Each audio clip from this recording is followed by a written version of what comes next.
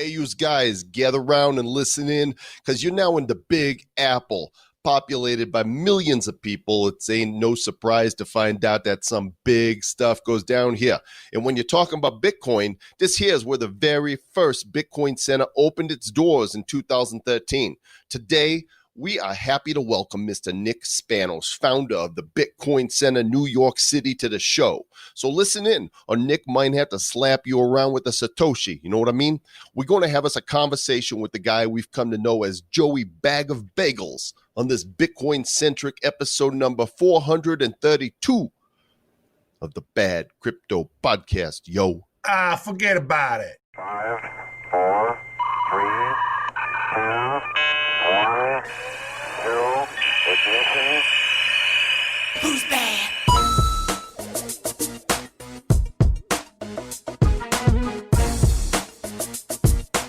Hey, Mr. Travis Wright. Hey, what? You know what I'm talking about? I know what you're talking about. I heard what you said. What am I talking about? We're talking about things. We're talking about crypto. We're talking about, Bitcoin and all the things. We'll go down to the delicatessen, get us a little lox and bagels. And very quickly, my New York accent could become a Jewish New York accent.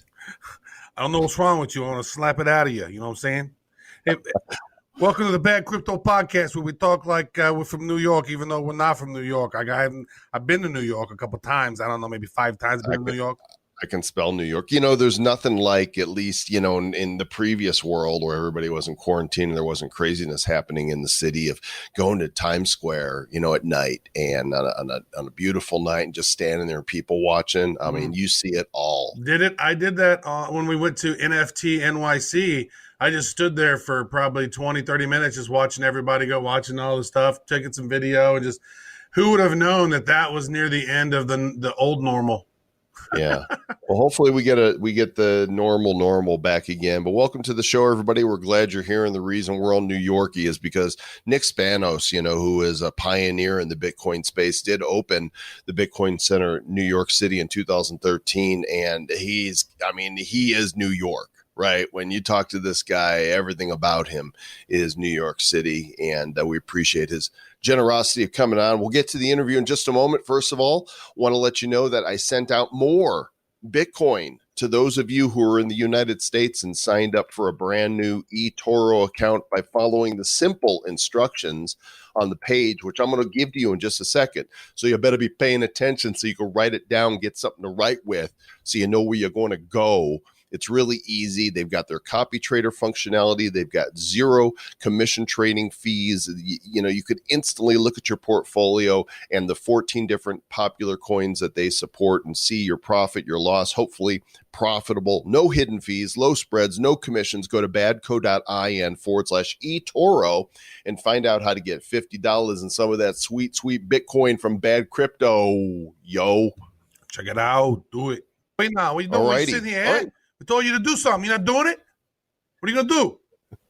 Go get you $50, huh? Don't. I'm done. Don't piss Mr. Joe Calm off. You know what I'm saying? You wouldn't like him when he's angry.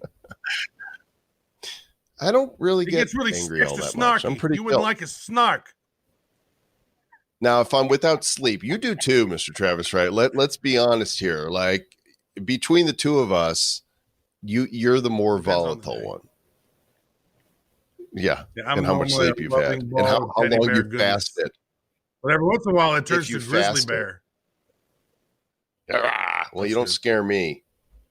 You don't frighten me none. And I don't think you're going to be frightened by Nick Spanos either. In fact, you're going to like him. He's a super kind and smart guy. So let's get to the interview. He's done so many amazing things and he's so humble. Love this guy.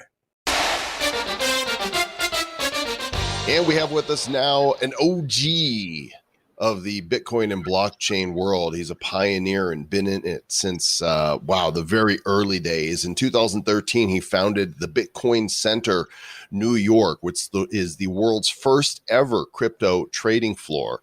They opened across from the New York Stock Exchange a long time ago in a galaxy not too far away. His name is Nick Spanos. He's got quite a background. You may have seen him in the Netflix documentary Banking on Bitcoin, or on stage somewhere speaking about all things blockchain or eating bagels with cream cheese. Nick Spanos, welcome to Bad Crypto. Only Brooklyn bagels. So good. You know what I miss? I'm in Denver and I'm from the Chicago area. So, we got good bagels in Chicago, and I can't find fresh egg bagels in Denver. And they're the best. I love them. You can't get them. Yeah, well, you're moving to the mountains. You got to have some trade-offs, I guess. Yeah, we got beautiful mountains, but no bagels.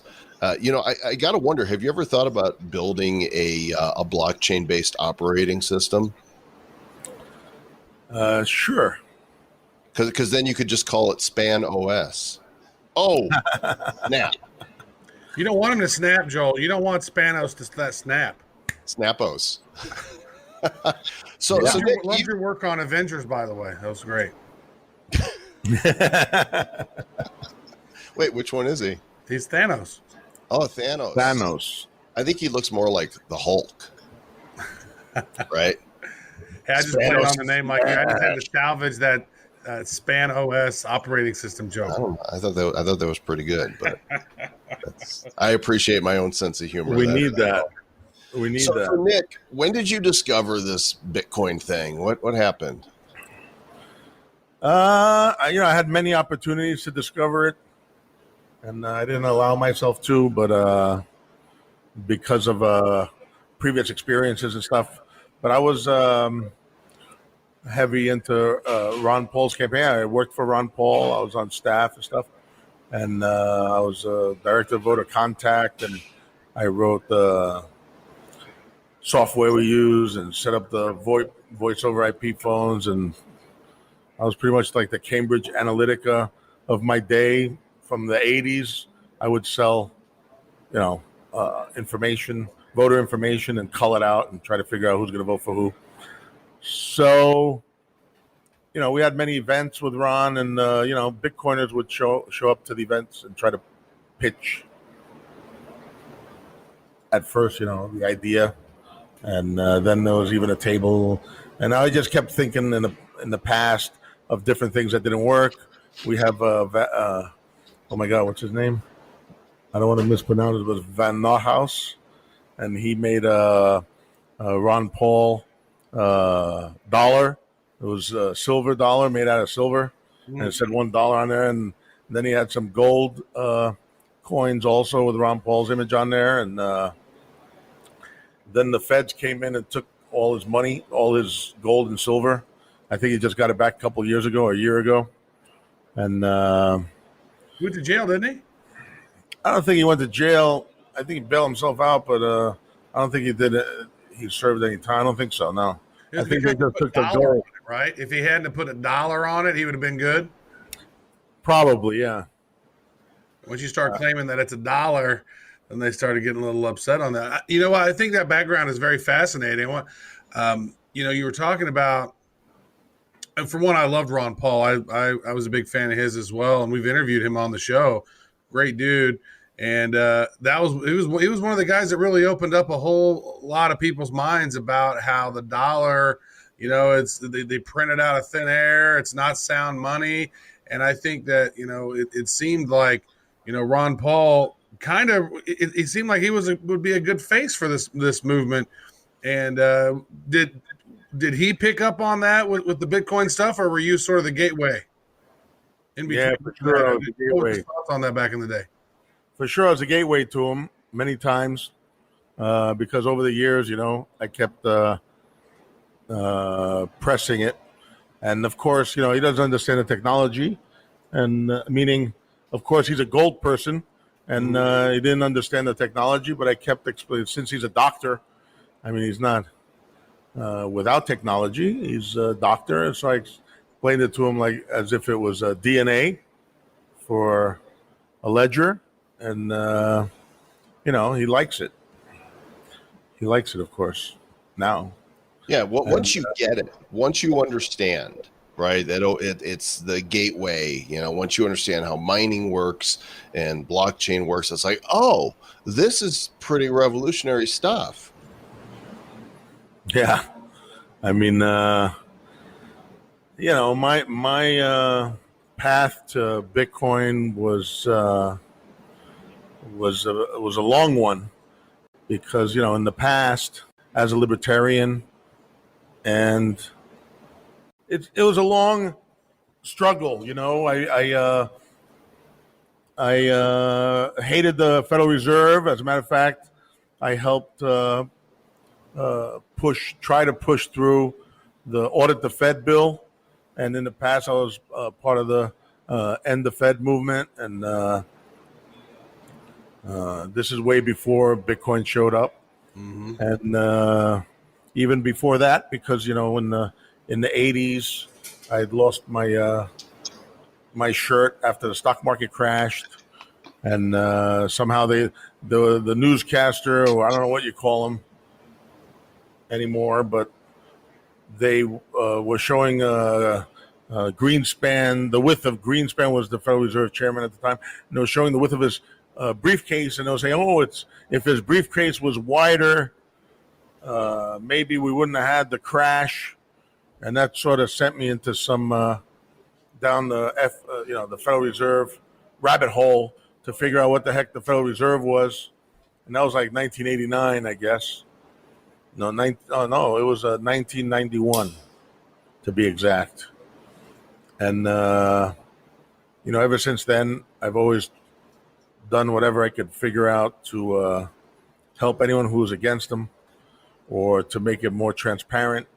The bill was to make it more transparent, and we sicked Ron Paulers on their local congressmen throughout the country so they would vote yes for the bill. And it was really big grassroots movement, and we got it passed in the House, and then it was time to get it into get it passed in the Senate, and then Bernie Sanders kind of he lied to us. He said he was going to vote for it, and he had another senator with him, and so we're both going to vote for it, and at the end, he voted against it, and. Why would you vote to not want to audit our monetary system unless you are on the take, right? Unless you're in on it somehow. Something, right? I mean, this doesn't make sense. I have no idea. I don't. Then what he did was he made his own audit the Fed bill with no teeth. That didn't do anything. So that's exactly what happens. Like, no, let me come in and water it down. And so because a lot of people, people in the crypto space, they understand the Fed, and they understand how it works for the most part. I mean, that's one of the things that gets people's gears going. Like, for me, I first heard about it in the year 2000. In July of the year 2000 was when I heard the Federal Reserve Bank is neither federal nor is it a reserve. They print money out of thin air, and it costs 6 cents to make $100 bill, and we're still trillions of dollars in debt. And I was like, wait a second, what? That ain't right. This is the Treasury. It's a Treasury note, and it's what? How? That doesn't make sense to me. And then, so going down that rabbit hole, really, I think it in some ways it hindered me because I didn't invest in the stock market during that tech boom with Apple. I did a little bit, but not. I mean, I didn't invest because I'm like, no, the Federal Reserve Bank, it's all fake. It's not. I don't like this money. This money is, and so I've had this sort of repulsion towards money for the most part because of the Federal Reserve trustees, the way the system's set up, the way it's a big scam, and how nobody knows it. And so it was just very, very frustrating for me. And that's why when Bitcoin came along, when I finally understood it, I was like, here's the solution that the world needs. We need something like this that's decoupled from governments. Yeah, exactly. So that pretty much happened to me because over the years I kept supporting candidates that were against the Federal Reserve, and the big one being, of course, Ron Paul, and the talking heads that talked against Ron Paul would bring him down. In 2011 we were winning in Iowa, and they just went and destroyed us in a week. We're winning 10 days out, 9 days out, 8 days out. I mean, we should have timed it better, but who knows? I had 200 volunteers on the phone banks over there. I built my own air conditioner. He wasn't the chosen one. Well, I don't know, but we were winning, and then the media came out hard and heavy and just totally smashed him, called him all kinds of different crazy things, whatever they can get away with. so he wouldn't win the Iowa caucus. I mean, we got him back though and stole those delegates. Well, now they're, they slander his son the same way. I mean, that's just when you're trying to make a difference. That's kind of what happens to you. So you go down the crypto rabbit hole, and way back, which, really, I mean, it was 4 years before Travis and I started the podcast, 2013, you started Bitcoin Center NYC. So what gave you the impetus to do that? What did you hope to accomplish, and what's it look like today? So what happened was, I got involved in Bitcoin. I tried to keep it a secret because I had a thriving real estate business in New York City, and I didn't think anyone would understand. And but you're just trying to keep the price down so you could buy a bunch. I know. Say again. You're just trying to keep the price down. Like, I'm not going to tell anybody about this Bitcoin shit. I'm gonna... No, that's not me. That's not me at all. I told everybody. I'm joking.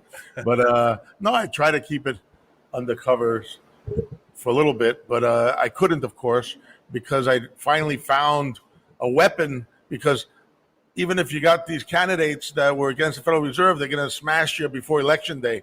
But Bitcoin survives past Election Day. Bitcoin is going to be here after election. It was primary day yesterday. Bitcoin's still here. The candidate, was for crypto, or was for something. It doesn't matter. Crypto's still here. So a lot of these elections are, they're a little ceremonial because the big power players are the media in the election, and everyone else has to file these forms and tell the government every $50 they spent. Meanwhile, the media gets on there and starts squawking. And if you had your stopwatch and figured out how much it would cost as a commercial, because they do have an interest and they're not saying the news in the right way. These guys are spending billions of dollars smashing people, but we have to write down $50 on our election forms or we go to jail. So Bitcoin, though, survives Election Day and is perpetuating this. So when I found those, incredibly ecstatic that I finally found, a weapon against these clowns. And I was going to do everything I'm going to do, and I've done, and I'm going to do everything I can to be able to move forward and use this tool. Maybe it's a softer word, this tool of the revolution or weapon of the revolution. I didn't say that. So then the same talking heads, if you want to know, I saw the same talking heads that were talking against Ron Paul on TV. They're the same people talking against crypto, against Bitcoin. I was like, what the hell? Who are these people who's paying their checks? Right, I mean, exactly. Follow the money. It's the same people. And I got really angry and I smashed everything in my office. And I said, you know what? I'm going to build my own exchange, stock exchange, I called it, for Bitcoin. And I don't know anything about a stock exchange. I didn't know anything at all. But I ran down to Wall Street and I found a 6,000 square foot space right next to the New York Stock Exchange on the ground floor, 100 feet from the New York Stock Exchange. And I said, fuck it, I'm renting this thing. I can curse, right? You did. It's fine. So fuck it. Now. I said, I'm opening it up right here, right next to him, and I don't give a shit, and I don't have a license, and I don't have anything, and I don't really care. I'll figure it out as it goes along. If I stop to think about it, I won't be able to do it at all because there's so many things I probably have to do, and I don't know any of it, so I'm just going to say it, and I'm going to start doing it. So that's what happened. I went and I built the place out, launched it. We had trading, live trading. I didn't charge anybody, so we weren't illegal. I had Eric Dixon, he's a Yale lawyer. He was at the door, make sure it wouldn't get screwed up. And, we ran the first live trading floor right there next to the stock exchange. We were out in the street pulling people off when they were leaving the stock market. And a lot of the guys were a little nostalgic because everything went electronic, algorithmic. And we had an actual pit, and our trades cleared live. They didn't have to wait 3 days because the blockchain clears the trades. And everyone was happy. We had hundreds of people in there trading every day. and things were good. That is good. And then it turned not good. It's something. What happened? Well, some people say that they made the bit license right, a little while after we opened up, and maybe they might have delayed it a little, but they saw us right at their heels, and they made the bit license, which was very difficult to get. I mean, no one, there's only like 18 of them, which I'm safe harbored in, and I have a provisional bit license because I signed up before July 31st, 2015. So, I mean, I signed up for the damn thing, but it scared a lot of people. I told, we had a lot of companies that came through, and, we pushed forward, and we told a lot of them to just leave the states altogether because we don't know if some other state is going to come up with an obtrusive license like that. So, like Paxful, for instance, they built it in there.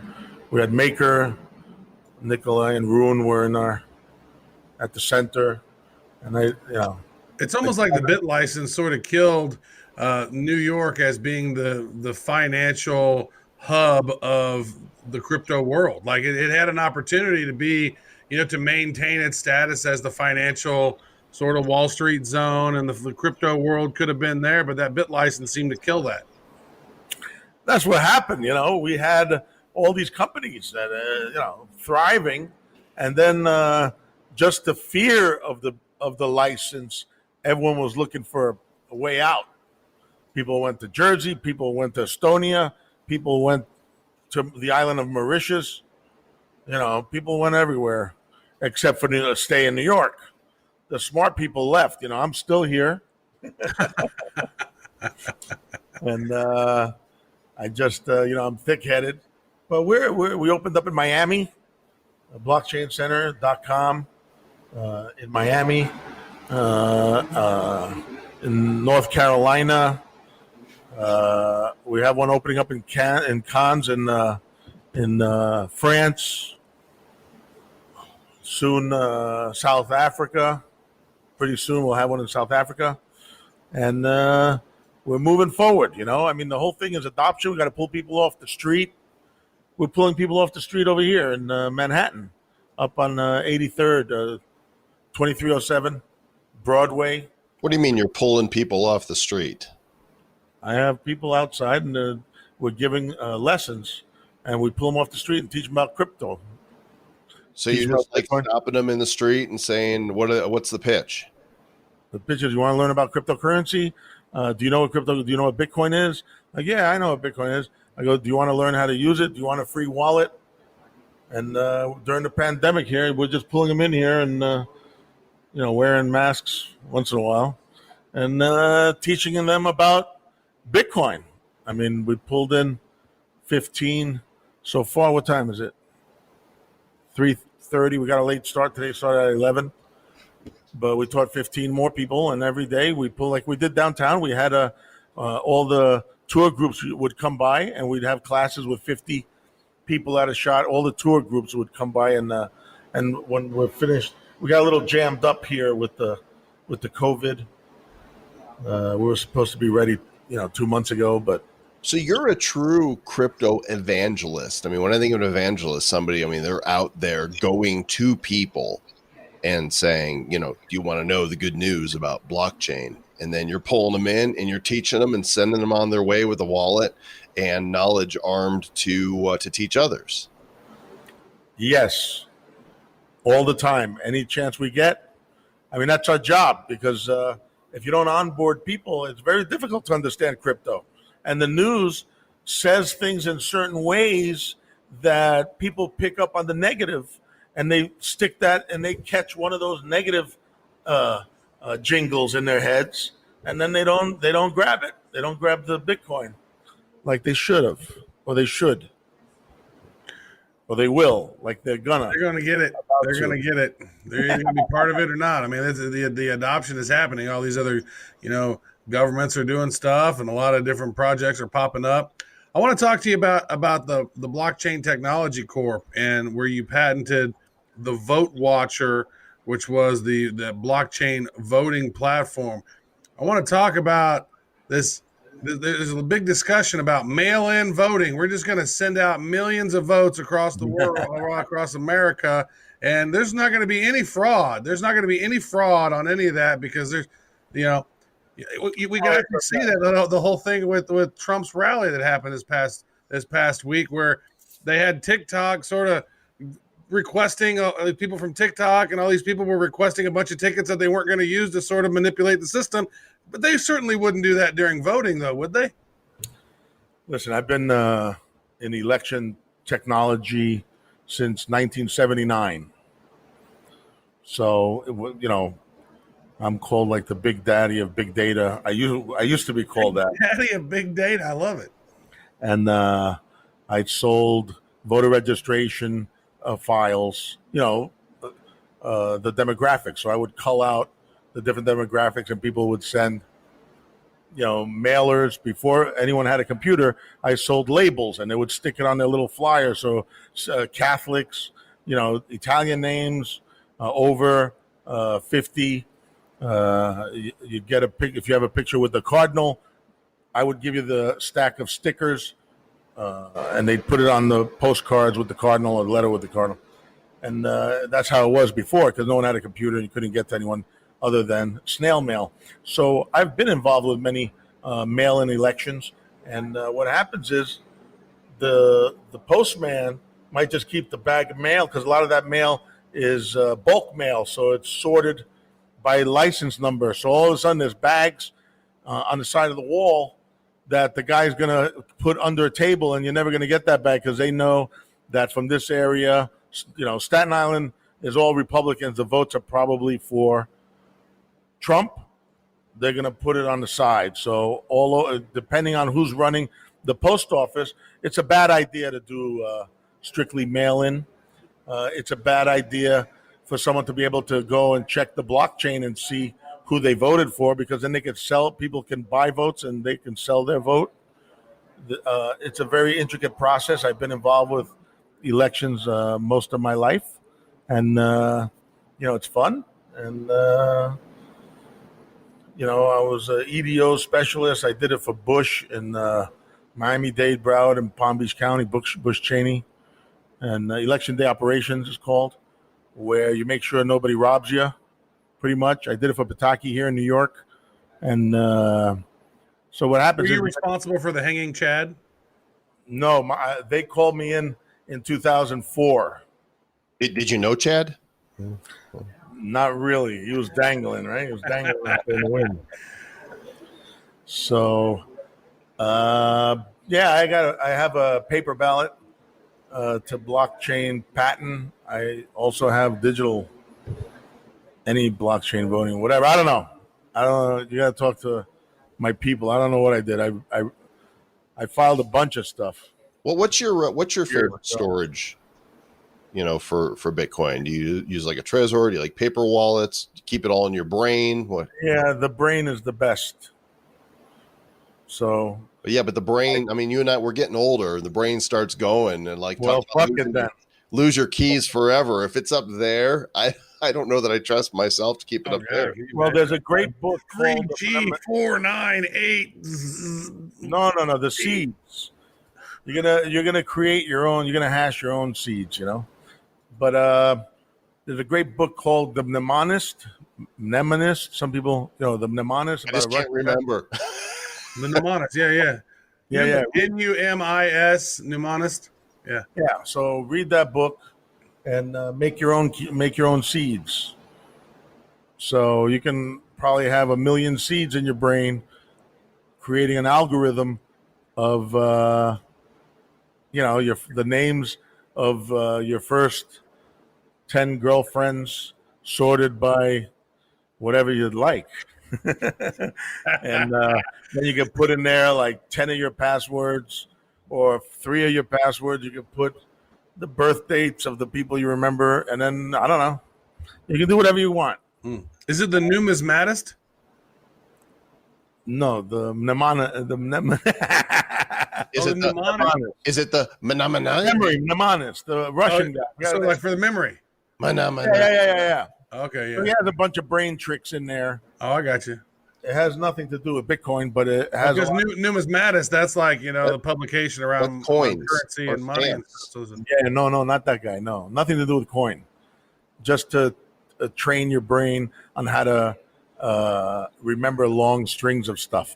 I know how it's easy to plant seeds in people's brain. Like right now, mana do do do do do. That's it. Now it's stuck, and everybody's hearing the next line to that. Yeah, audible anchor. An audible anchor. You're so New York.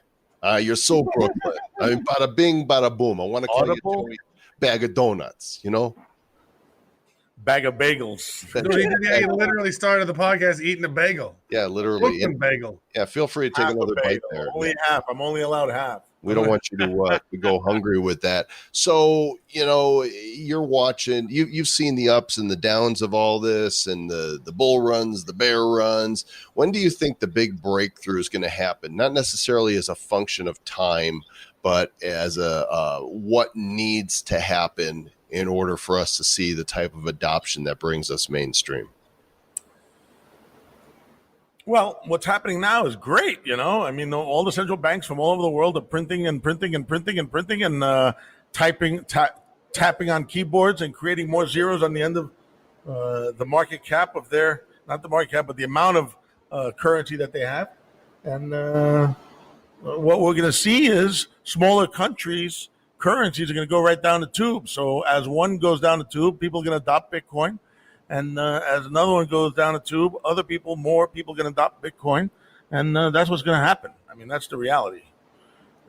People can say all they want. You got all Wall Street playing with everything all day now with the derivatives of Bitcoin and like options and futures and shit and stuff that doesn't have any Bitcoin in it. They're gambling on different prices, which, they're just used to that because they never had the underlying asset running through the CPU, but we have the underlying asset running through the CPU, the transactions, and they never had that. So they're going to evolve slowly, of course, because they have their little piece that they get paid out over there, or they want to control stuff.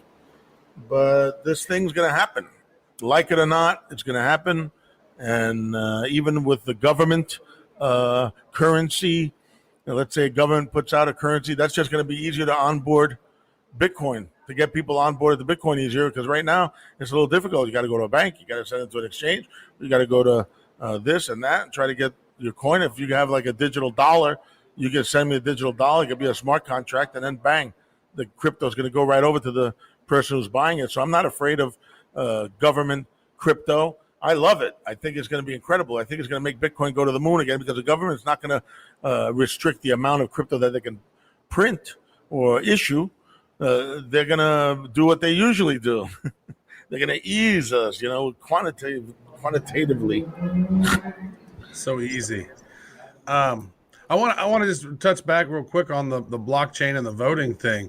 What do you think? Because you said something that was interesting to me. You said, blockchain and the vote's not going to work because you can just look up on the blockchain and people are going to sell their votes and do that. So what is the solution? No. I said there is no fraud in our voting system. No. I said, I'm sorry. I meant to say, I'm not sure how I said it, is that it's not good. Being able to prove that you voted for someone has been illegal in this country for a long time, because I think it was Mayor Daley, wasn't it Daley?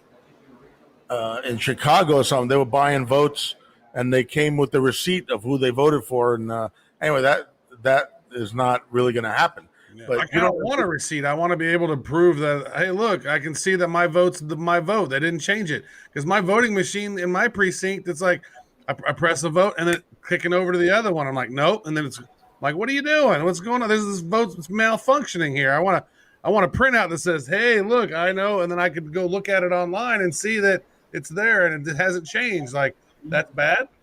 Yeah, well, yeah, it's bad, because then people are going to, come to my office, and if you voted for me, I'll give you $10 each. So then all these people are going to stroll in with their receipts and get their $10 bill. Or if you didn't vote for them and they won, they're going to come and break your Kill leg. you. Yeah. I mean, they're going to make it so you can't vote again. What's the solution? Well, yeah, blockchain, of course, is a solution because you can prove to yourself that your vote was counted through cryptography. You can do that. But just not tie it directly to the person through their ID or whatever, but you can just go and see the anonymous. Yeah, there are many ways to check it out, yeah. There's many ways to check it. It all depends on the client, Depends on what kind of election it is. So if there's like a union election, there's all kinds of rules on that. You can't have a serial number on a vote. You can't. So it'll never happen on the union election. If it was a school board, there's ways to prove it that you voted, that your vote is in there, and there's ways for people on the inside, a representative of each candidate or each party and the Board of Elections, of course, to read where that vote came. But I don't think that a person should be able to leave with a receipt. It's not that I don't think that's the way it works. A person should never be able to leave with the receipt because then they're going to sell the vote.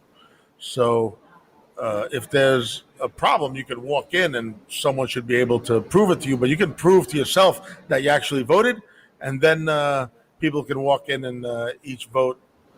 You can see all the votes, who voted, how many, the tally. Sorry. Well, there's a push right now for voter ID, which makes a hell of a lot of common sense to me. I can't understand why anybody would push against having an ID to vote when you have to have an ID for much less significant things. So maybe at the very least, if not blockchain voting, an ID, one person, one vote. Yeah. You're thinking, you're scratching your head or pondering, what's going on up there? No. Itchy. You're just I itchy. can't get a haircut. My fucking haircut is closed. Look at my hair. I cut it myself.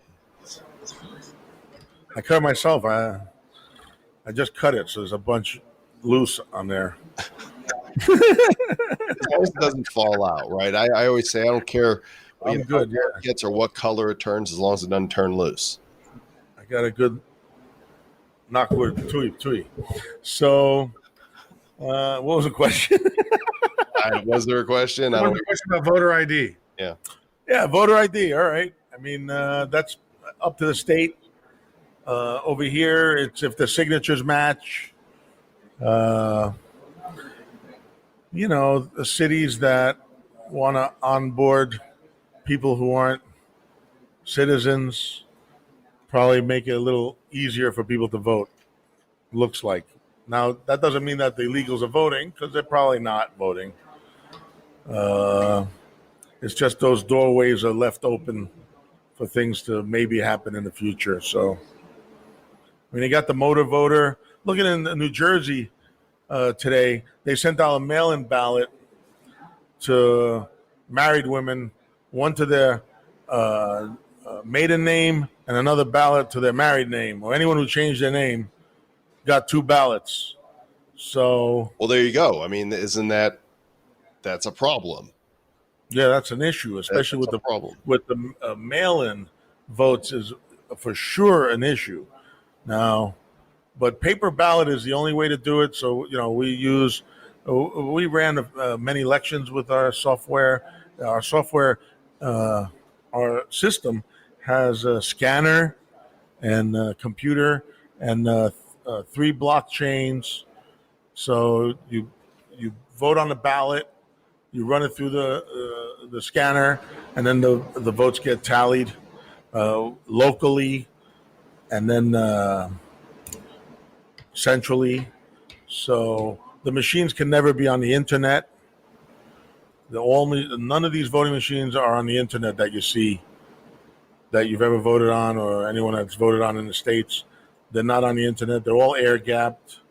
So when the news comes out that the Russians hacked the machines and all this stuff, and then it boiled down to they bought Facebook ads, it's a little strange to me. I mean, I knew right off the bat, there's no way they broke into every machine in the basement of every board of elections in the country and started, adding votes.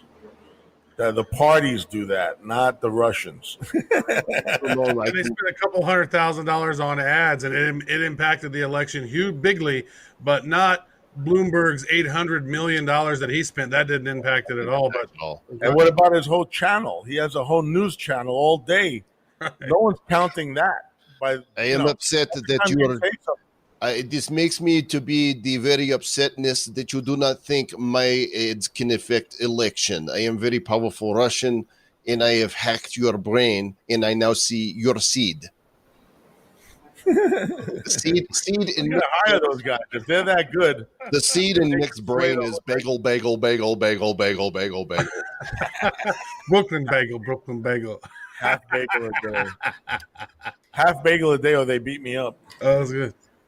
Well, Nick, we appreciate you coming on, sharing part of your story with us and your thoughts on where all this craziness is going. I also have another system I didn't tell you about.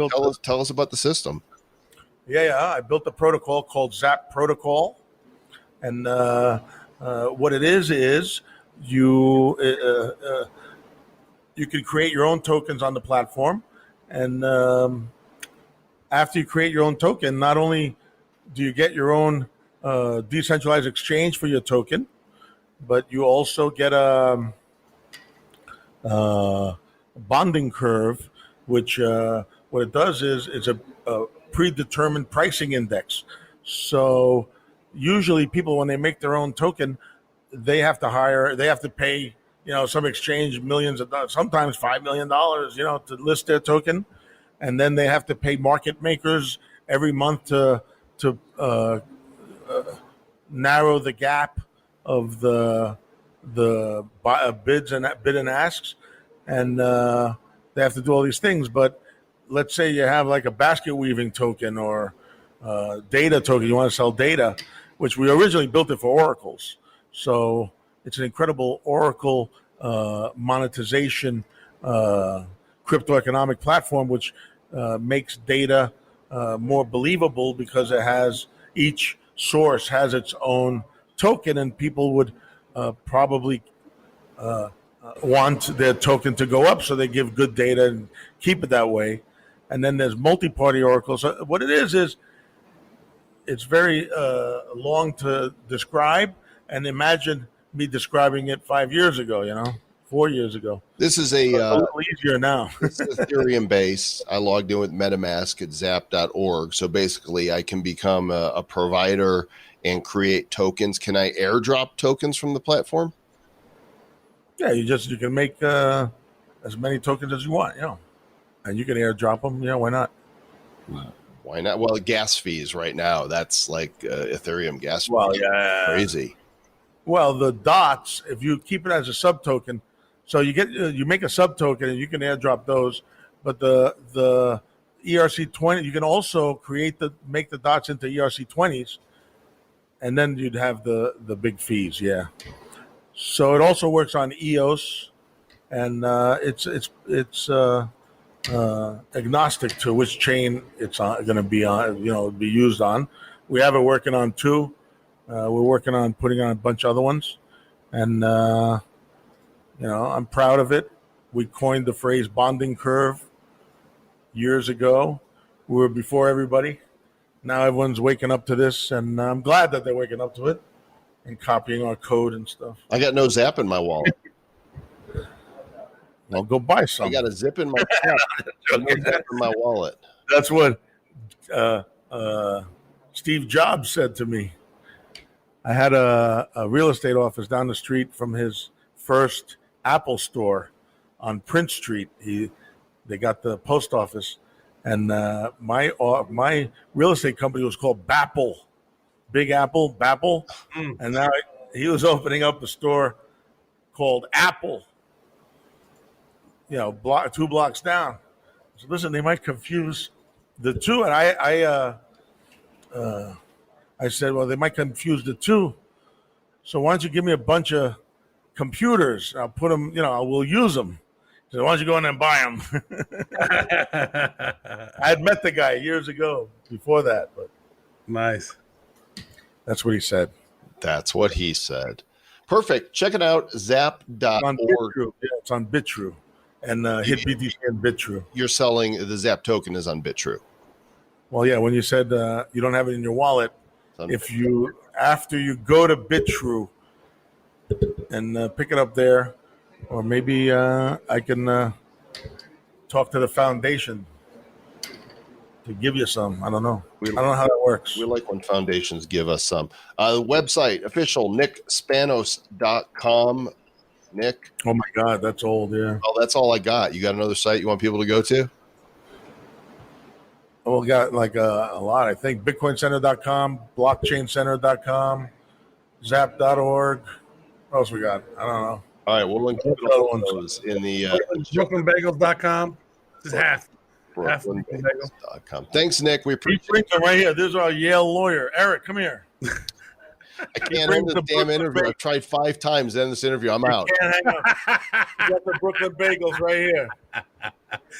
Hey, what's up, Yale lawyer?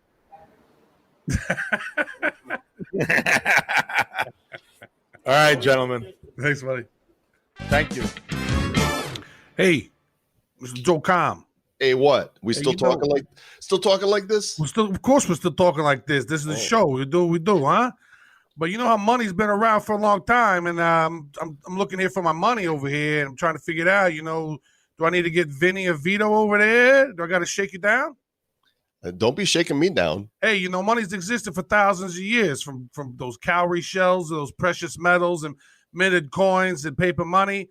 But the transfer of this money has been very slow and expensive. Could you imagine trying to send somebody $1 million worth of gold? Like how heavy that would be. Well, now payments have obviously been going mobile, and that's why MobiPay ecosystem has these 3 core applications that let users spend and send digital currency worldwide from their mobile phone in moments, very quick and easy, even if they don't have a bank account. So go check it out, mobipay.io. They have a deal where you can get $10 worth of MBX tokens. It's very good. You're going to love it. Go do it right now. It's part of the world's most rewarding loyalty program. And you know how New Yorkers appreciate loyalty, huh? Thank you, Mr. Travis Wright. That was super nice of you to tell people about MobiPay, because we like the people there at MobiPay. We love them over there. Big shout out to BB, the big boss. Brandon Bergeson. The big boss. That's right. This is a big week. Speaking of big, Travis, the thing that we have been dreaming up and working on for 3 months now, right? Is coming to. Well, the idea of generated in February, right? But then we sort of we sort of had the idea, and then we let it simmer. You know, you got to simmer down. You got to let it, percolate. Right. Well, the blockchain heroes are finally arriving on Saturday, August 8th at 12 noon Eastern time. And I'll tell you, we talked about the William Shatner collection, which blew everybody away. It sold out in 9 minutes. And our collection is almost the same size as the Shatner collection was in terms of the number of cards and packs and all that, more or less. And we think that it's going to go pretty quickly. So, if you're not yet in the community and you're wondering what the heck are these guys doing, you hear us talk about it, but you're like, well, I'll find out later. You might miss it. Join our Telegram at t.me/BC Heroes and get on our newsletter list at bcheroes.com and join us for the Wednesday meeting. You'll get notification of that when you join the Telegram because we're going to give all the details for how this sale is going to work on Wednesday night. Yeah, and you're going to want to be on that call because we got some good stuff brewing on that one. And also something really cool happened this week, Mr. Joe Com. So whenever the William Shatner cards came out, you took one of his cards and did some fancy graphicalizations on it, and then you tweeted it out. And then what happened? He retweeted it. Yeah. Yeah, I got retweeted by the chat. In fact, I'll find the tweet and then I will link to it in the show notes so that you guys can see this. And of course, all of the show notes are going to be found at badco.in/432 for this episode. And we asked Mr. William Shatner to come on the show. And guess what, you guys? He said no. He said no. Well, he actually says in his bio, I don't do podcasts, and he made one exception. I think to work with the Wax team, and the Wax team has some sort of show that they work with. He did the one interview, but I'm like, it never hurts to ask. Always put it out there. Well, especially after he just had a huge successful thing in the blockchain space to come on the baddest podcast around the cryptos. Maybe he could probably find a better one. Probably. Maybe but it was nice of him to retweet it, and I found it. Thank you, Mr. Joel Comm, but I don't do podcasts. But eat a bag. You appear to be a red shirt. Yeah. I'm sorry, but no. I'm William Shatner, and you're not. So thanks, everybody. Big stuff happening. It's going to be a big week. We'll have more for you in bad news coming up. It'll be the last show before the big launch. And I know, there might be some of you like, you really don't know what we're talking about. We try to stay on the cutting edge of things, and we promise you, we believe with our whole heart that this digital collectible arena is at its very beginning phases. We got a taste of it with Crypto Kitties, and then we saw what the Garbage Pail Kids do, and we're getting to play in the space, and we want to make a dent here. We don't just want to offer up packs of cards and make some money. We're passionate about this, and we intend to move the needle. So this is, I don't know what other podcast hosts are actually involved in creating product to bring people into blockchain, but that's what we're all about. We are all about that, and we're having fun in the process. I mean, if you think about it, finance and Bitcoin and sort of disrupting the banking system is the first use case of cryptocurrency. We've seen a lot of stuff with supply chain, and we've seen some other stuff with oracles and the DeFi movement that's happening now. But another one of the big use cases of cryptocurrency are these digital collectibles, these NFT, non-fungible tokens. And if you don't understand them yet, you're going to want to, because they're going to be all over the world in these next few years. And we're in the very beginning stages of $1 trillion industry. And people who get in early and collect some of these are going to end up stumbling upon some cards and some digital collectibles that could be worth a ridiculous amount down the road. And a lot of them are going to be given away for free. So you want to make sure that you're part of the process. You want to make sure that you're on our Wednesday night Zoom call, because we don't stream the Wednesday night Zoom call, and only people on that Zoom call get some cool things thrown their way. And so that audience has been growing over time. And this is going to be the very last hero report before we do the launch. And so if you like Bad Crypto, which obviously if you're still listening to this point, you do, you're going to want to see what we're doing, and you should probably sign up. Go to bcheroes.com, get your name on the newsletter, get the email, and come and visit us on Wednesday night, because if you do, you're going to be happy that you did. Come over to Travis' place. He's having a party on Wednesday night. Party. Oh, I like to ask the parties. Or at my house, Mr. Joe's Comm. You know, it's the party times. You assume that people listen because they like us, but somewhere, there could be somebody that's saying, you got to listen to these guys or I'm going to steal your M&Ms. And so it's kind of like a blackmail situation. I don't know why you would listen to us if you did not like us, because if you did not like us, this is an hour of horrible time. Because we are here to pump you up. But not pump and dump. We don't pump and dumpings, because that's not about us. We are not the financial advisors. The other people who do this, that's not us. How does one say stay bad in German? I don't even know, but probably something like, stay uns.